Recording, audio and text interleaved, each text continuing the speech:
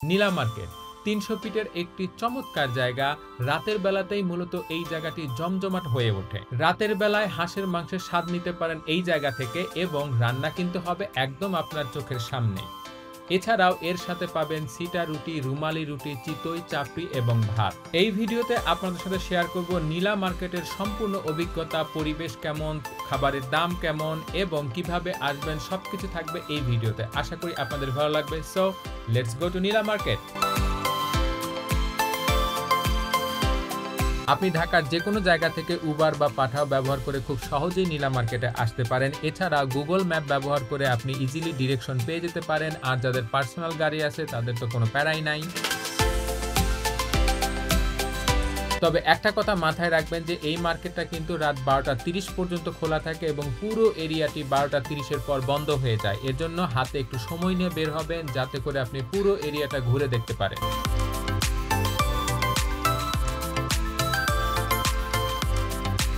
নীলা মার্কেটের আশেপাশে দেখতে পাবেন প্রচুর রেস্টুরেন্ট আর স্ট্রিট ফুডের দোকান। হাঁসের মাংস থেকে শুরু করে বিভিন্ন ধরনের মাছ, সামুদ্রিক মাছ এবং কাঁকড়া সবকিছুই কিন্তু এখানে পাওয়া যায়।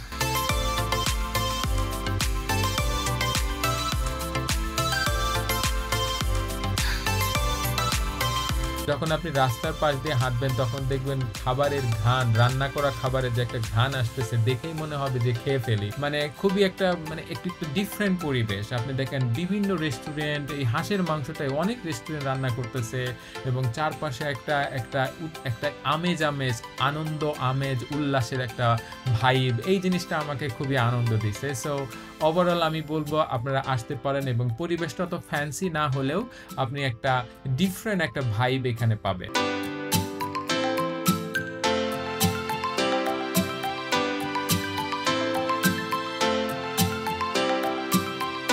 নীলা মার্কেটের নদীর পাড়ের এই জায়গাটি ছোটখাটো একটা মেলার মতো বসে এবং ছুটির দিনে অনেকে পরিবার ও বন্ধুদের নিয়ে আসে। বাচ্চারা নাগরদোলায় চড়ে। পুরো জায়গাটি একদমই জমজমাট এবং অন্যরকম একটা ভাইব দেয়। যদিও এই প্লেসটি একটু কেওটিক লাগলেও তবুও এর মধ্যে একটা ভিন্ন রকমের আনন্দ আছে।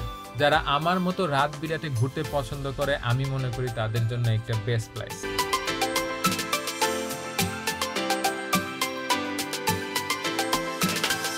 শুধুমাত্র স্ট্রিট রেস্টুরেন্টই না, এখানে কিন্তু অনেক ধরনের রিসোর্ট বা ফ্যান্সি রেস্টুরেন্টও আছে। তবে আমি আপনাদেরকে রিকমেন্ড করব ওগুলাতে না যেয়ে এই রাস্তার পাশে যে রেস্টুরেন্টগুলোতে এগুলাতে খেতে। এদের খাবারগুলো বেশ মজা এবং ভিন্ন রকমের একটা ভাইব এখানে ক্রিয়েট করছে। এরপর আমরা অটো নিয়ে নিলাম। একটা অটো নিয়ে পুরো নীলা মার্কেট এলাকাটা ঘুরে দেখলাম এবং নীলা মার্কেট থেকে আমরা ফারুক মার্কেটও গিয়েছিলাম। So overall experience was really great. Nila মার্কেটের এই রেস্টুরেন্টগুলোর সবচেয়ে একটি বড় বৈশিষ্ট্য এবং খুবই ইন্টারেস্টিং জিনিস হচ্ছে যে তারা মাটির চুলায় আপনার হাঁসের মাংসগুলা তৈরি করে এবং যেটা খেতে খুবই খুবই সুস্বাদু হয়। অনেক ঘোরাঘুরি করার পর আমরা চলে আসি সকাল সন্ধ্যা নামের একটা রেস্টুরেন্টে। আমরা এই রেস্টুরেন্টে মূলত সিলেক্ট করছি এই রেস্টুরেন্টের রান্নার স্টাইল দেখে। এখানে যে একটা বাবুর্চি ছিল সে যেইভাবে রান্না করতেছিল আর যেই ঘ্রাণ আসতেছিল এইটা দেখে আমাদের খাইতে মন চাইছে। অ্যান্ড দেন আমরা এই রেস্টুরেন্টে থেকেই আমরা খাওয়া শুরু করি এবং এই রেস্টুরেন্টের এক্সপিরিয়েন্স ছিল খুবই গ্রেট অ্যাকচুয়ালি। এবং তাদের মাংসর মজা, এত মজা ছিল, আমরা সব কিছু দিয়ে ট্রাই করছি। সিটা রুটি, চিতই পিঠা, চাপড়ি, ভাত সব কিছু দিয়ে আমরা তাদের এই খাবারটা ট্রাই করছি এবং ইট ওয়াজ রিয়েলি রিয়েলি অ্যামেজিং।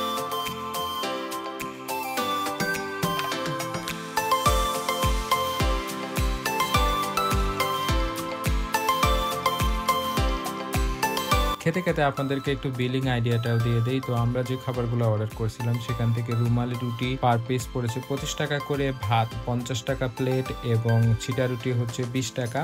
এছাড়া চিতই ছিল আর হাঁসের মাংসের প্লেট পড়ছে 250 টাকা করে। এখানে 5 পিস মাংস দেওয়া হয় এবং সাথে আনলিমিটেড ঝোল। আর খাবারের মান ছিল যথেষ্ট ভালো এবং হাঁসের মাংসটা ছিল খুবই খুবই মজা এবং আমরা রুমালি রুটি এবং চিতই পিঠাটা ট্রাই করছি। তবে সবচেয়ে বেশি ভালো লেগেছে সেটা আপনার সিটা রুটি দিয়ে যে হাঁসের মাংসের খাবারটা, এইটা ছিল অসাধারণ। তো আপনি এখানে আসলে অবশ্যই সিটা রুটি দিয়ে হাঁসের মাংসটা ট্রাই করবেন।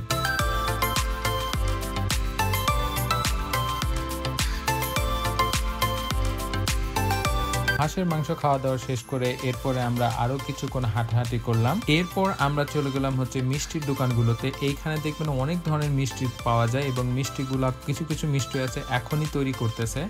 তো এখান থেকে আমরা স্বপন মিষ্টান্ন ভান্ডার থেকে ট্রাই করলাম হচ্ছে আপনার গরম গরম একটু বড় আকৃতির রসমালাই। আর লাস্টলি আমরা যেটা ট্রাই করছি হচ্ছে ছোট ছোট বলের মতো রসমালাই, যেটা হলো চিত্তবাবুর রসমালাই, এবং এইটা ছিল অসাধারণ। এবং আপনি এখানে আসলে অবশ্যই কিন্তু এটা ট্রাই করবেন, আশা করি আপনাদের ভালো লাগবে। এই ছিল আজকের ভিডিও, আশা করি আপনাদের ভালো লাগছে। যদি ভালো লেগে থাকে তাহলে অবশ্যই সাবস্ক্রাইব করে আমাকে সাপোর্ট করবেন। Thank you for watching.